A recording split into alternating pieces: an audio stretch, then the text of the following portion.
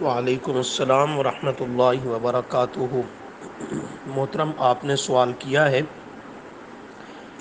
کہ بدعت کتنا بڑا گناہ ہے اور اس کا انجام اور بدعتی آدمی کے پیچھے نماز، اس سے نکاح، سلام دینا وغیرہ کے بارے میں بحوالہ وضاحت کر دیں۔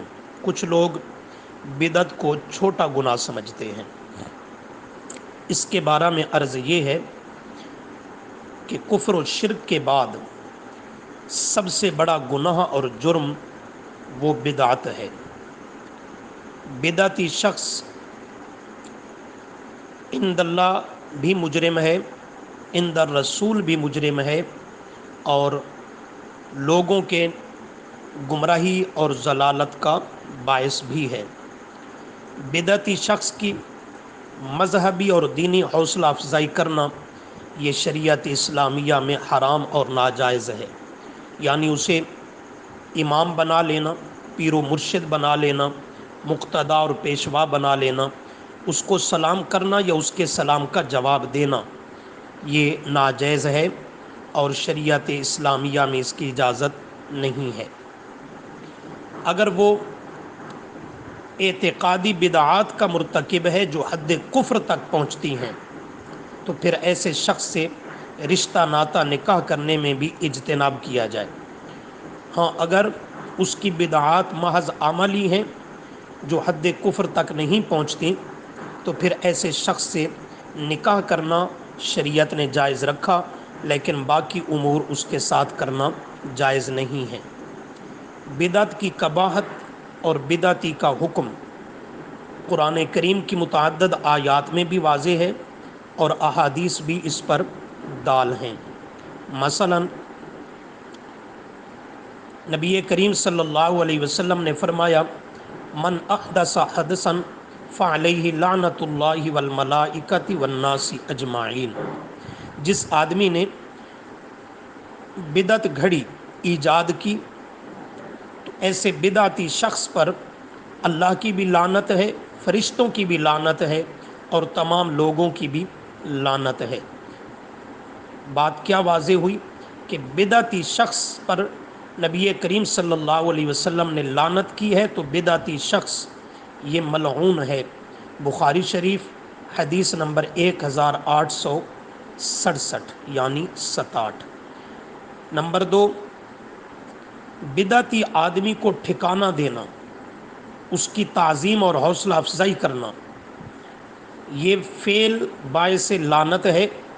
بخاری شریف میں حدیث نمبر 1870 آپ صلی اللہ علیہ وسلم نے فرمایا، او آوا محدثا فعلیہ لعنت اللہ والملائکۃ والناس اجمعین۔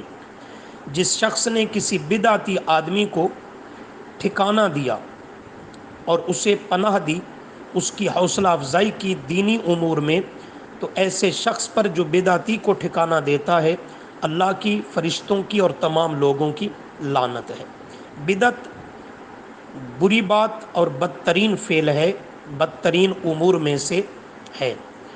بخاری شریف حدیث نمبر 7277 آپ صلی اللہ علیہ وسلم نے فرمایا، شر الامور محدثاتها۔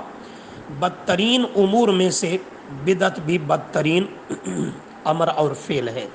محدثین مبتدعین اہل بدعت سے حدیث کو قبول نہیں کرتے تھے، اس لیے کہ اہل بدعت دین کے معاملہ میں قابل اعتماد نہیں ہیں۔ مسلم شریف حدیث نمبر 27 اس میں محدثین کا ضابطہ ہے، فرماتے ہیں، ینظر الی اہل البدع فلا یؤخذ حدیثہم۔ دیکھ لو، غور کر لو اہل بدعت کی طرف کہ وہ اگر روایت کرنے والا بدعتی ہے تو اس سے ان کی حدیث کو قبول نہ کیا جائے۔ آپ صلی اللہ علیہ وسلم نے حکماً فرما دیا کہ بدعات سے بچتے رہو کیونکہ ہر بدعت گمراہی ہے، اور دوسری حدیث میں الفاظ ہیں کہ ہر گمراہی جہنم میں لے جاتی ہے۔ ابو داود شریف حدیث نمبر 4607 اور نسائی حدیث نمبر 1579 یعنی 1 کم 80۔ آپ صلی اللہ علیہ وسلم نے فرمایا ایاکم و محدثات الامور، بچتے رہو نئے نئے کاموں کے ایجاد کرنے سے اور ان پہ عمل کرنے سے، فإن کل محدثۃ بدعہ، بے شک ہر نیا کام جو دین میں دین سمجھ کر گھڑ لیا جائے وہ بدعت ہے، وکل بدعۃ ضلالہ، اور ہر بدعت وہ گمراہی ہے، وفی روایت کل ضلالۃ فی النار، اور ہر گمراہی جہنم میں لے جاتی ہے۔ بدعتی آدمی کو سلام کرنا یا اس کے سلام کا جواب دینا جائز اور درست نہیں ہے۔ سیدنا عبداللہ بن عمر رضی اللہ عنہما کا عمل اور فرمان بھی موجود ہے کہ انہوں نے بدعتی آدمی کے سلام کا جواب نہیں دیا۔ ترمذی شریف حدیث نمبر 2152، ابو داود حدیث نمبر 4613، ابن ماجہ حدیث نمبر 4061، اور مشکات حدیث نمبر 116۔ نمبر 7، بدعت کی نحوست کی وجہ سے اللہ تعالیٰ اہل بدعت سے سنت کی نعمت اور سعادت کو چھین لیتے ہیں، کہ جہاں بدعات آتی ہیں تو وہاں سنت کو اللہ تعالیٰ ان سے سلب کر لیتے ہیں، چھین لیتے ہیں، یعنی بدعت سنت کی نعمت سے محرومی کا نام ہے۔ رواہ الدارمی جلد 1 صفحہ نمبر 45 اور صفحہ نمبر 99 پر بھی اسنادہ صحیح، اس حدیث کی سند بھی صحیح ہے۔ مشکات حدیث نمبر 1188۔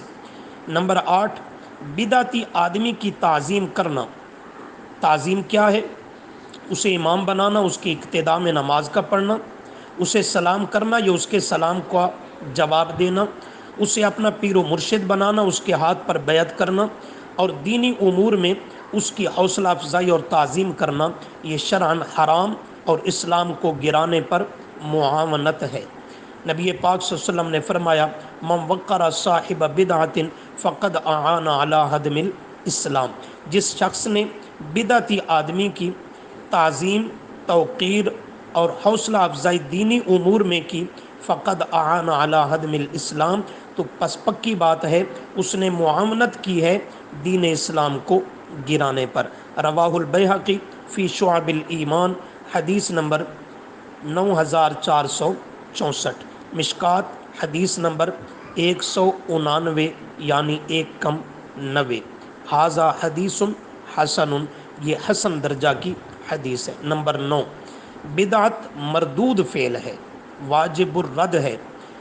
نبی پاک صلی اللہ علیہ وسلم کی حدیث ام المؤمنین سیدہ عائشہ صدیقہ رضی اللہ عنہا سے بخاری شریف میں حدیث نمبر ہے 2697، اور مسلم میں بھی یہی حدیث ذکر کی گئی۔ مسلم میں حدیث نمبر ہے 4492۔ امی عائشہ رضی اللہ عنہا فرماتی ہیں نبی پاک صلی اللہ علیہ وسلم نے فرمایا من احدث فی امرنا ھذا ما لیس فیہ فہو رد، اور مسلم میں الفاظ ہیں ما لیس منہ فہو رد، کہ جس شخص نے احداث فی الدین فی امرنا اے فی دیننا، ہمارے دین میں کوئی نیا کام گھڑ لیا، ایجاد کر لیا دین کے اندر، ما لیس منہ، جس پر دین میں کوئی سند اور ثبوت موجود نہ تھا، فہو رد، تو وہ مردود ہے اور واجب الرد ہے، وہ عند اللہ مقبول نہیں، مردود ہے۔ نمبر 10، مسلم شریف میں اسی سے ملتی جلتی قدر الفاظ کی تعبیر کے اختلاف کے ساتھ حدیث ہے۔ حدیث نمبر ہے مسلم میں 4493۔ آپ صلی اللہ علیہ وسلم کا فرمان ام المؤمنین سیدہ عائشہ رضی اللہ عنہا ہی سے مروی ہے، فرماتی ہیں کہ آپ نے فرمایا من عامل عملا لیس علیہ امرنا فہو رد، جس نے ایسا عمل کیا کہ جس کا ثبوت ہماری طرف سے موجود نہ تھا، فہو رد، وہ واجب الرد اور مردود عمل ہوگا، اللہ کے ہاں محبوب اور مقبول نہیں ہے۔